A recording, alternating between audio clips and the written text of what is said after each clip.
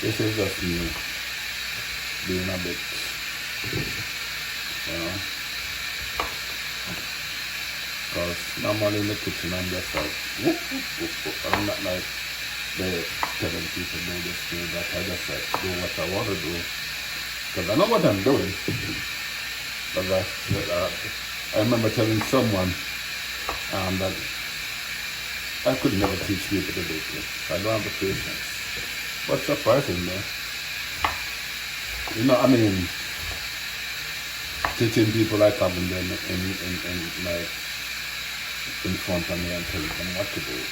I don't think I'm able to do that. I don't think I have the patience for that.